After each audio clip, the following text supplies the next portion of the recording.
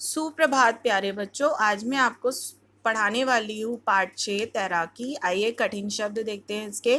भीष्ण, स्वच्छंद, झुलसता, स्फूर्ति, मनोरंजन, निपुणता, अंतर्राष्ट्रीय, व्यायाम, प्रतियोगिताएं, ओलंपिक। इनके अर्थ समझते हैं। भीष्ण का मतलब बहुत तेज, स्वच्छंद का मतलब मुक्त या आज़ाद, झुलसता मतलब बहुत गर्मी जब होती है, बहुत ज़्यादा गर्म होना, स्फूर्ति चुस्ती फुर्ती, मनोरंजन मनोरंजन करना आपको पता ही है, निपुणता मतलब कुशलता, अंतर्राष्ट्रीय इंटरनेशनल, व्यायाम मतलब एक्सरसाइज, प्रतियोगिताएं कॉम्पिटिशन्स और ओलंपिक जो होते हैं खेल होते हैं। तो पाठ प्रारंभ करते हैं। जल में मछली जैसे जल जीवों को स्वच्छंद विचरण करते देख मनुष्य ने उसी प्रकार तैरना सीखने का प्रयत्न किया और धीरे धीरे उसने इस कार्य में इतनी निपुणता प्राप्त कर ली कि आज तैराकी एक कला के रूप में गिनी जाने लगी है। यानी कि पहले ज़माने में लोगों को तैरना नहीं आता था।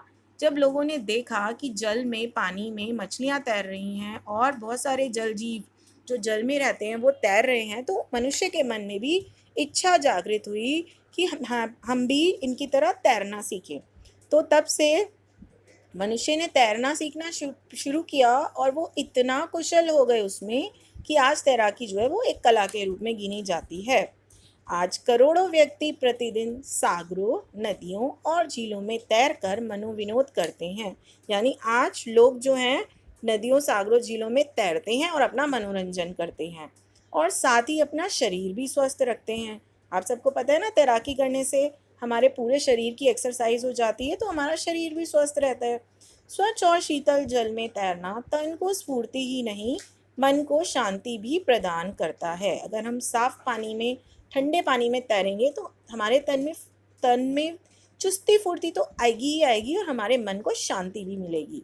तैराकी अपने आप में एक कला है, व्यायाम है और खेल तथा मनोरंजन का प्रिय साधन है। यानी आम के आम और गुठलियों के दाम।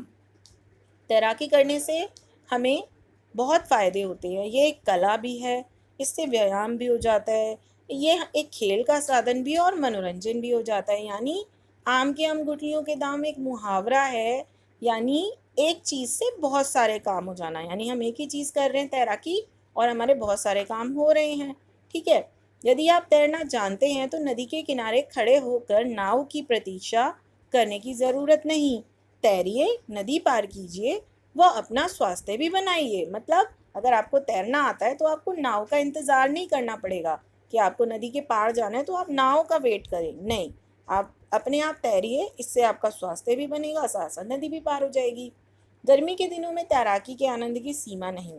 भीषण गर्मी में जब तन बदन झुलसता रहता है तो मन करता है कि घंटों तालाब, झील या नदी में तैरें। यानी गर्मी में तो हमें बहुत ही मज़ा आता है तैरने में, क्योंकि जब हमारा शरीर जल रहा होता है, तन बदन जल रहा होता है गर्मी से, तो मन करता है कि हम घंटों पानी में तैरते रहें, झील में, नदी में तैरते रहें। उसके बाद आता है राष्ट्रीय एवं अंतर्राष्ट्रीय स्तर पर तैराकी प्रतियोगिताओं का आयोजन किया जा रहा है। यानी नेशनल और इंटरनेशनल लेवल पर कॉम्पिटिशन्स होते हैं। छोटी आयु की राष्ट्रीय प्रतियोगिताओं को 4 भागों में बांटा गया है।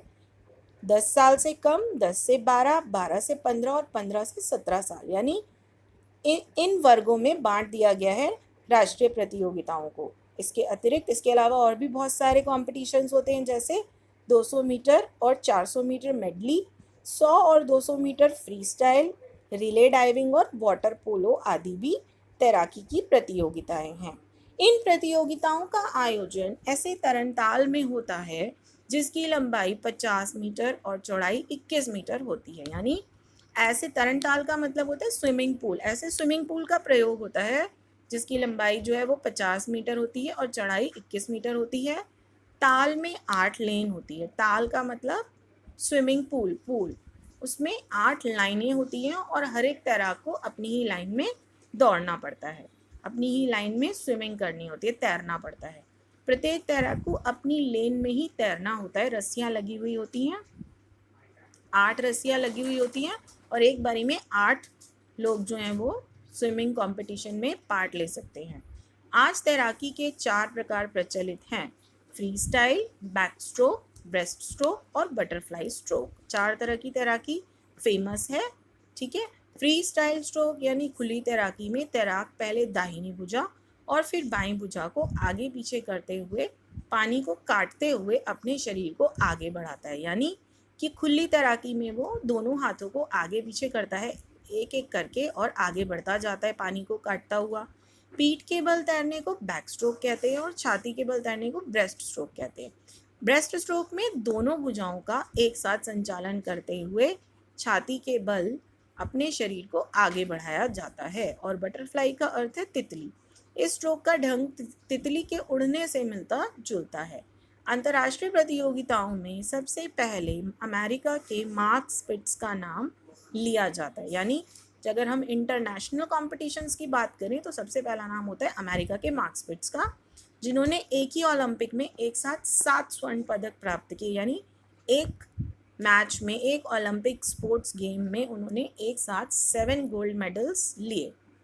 ऑस्ट्रेलिया की डॉन फ्रेजर का नाम भी महिला तैराकों में अग्रणी है। सबसे आगे ऑस्ट्रेलिया की डॉन फ्रेजर, जो एक लेडी थी, महिला तैराक हैं, जिन्होंने 27 वर्ष की आयु में 27 विश्व रिकॉर्ड बनाए। आशा है कि आने वाले वर्ष में भारत के होनहार तैराक तैराकी में भारत का नाम ऊंचा करेंगे। आज भारत के प्रत्येक राज्य में तैराकी के प्रति उत्साह दिखाई देता है। आवश्यकता है इस उमंग व जोश को उचित मार्गदर्शन देने की।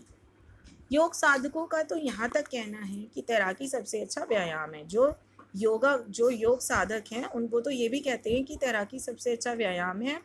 जल का सुखद स्पर्श तन मन की थकान मिटाकर नव स्फूर्ति प्रदान करता है। आज बालकों को विद्यालय में मिली इस सुविधा का पूरा लाभ उठाना चाहिए, ना कि इससे जी चुराकर इधर उधर समय व्यर्थ गंवाना चाहिए।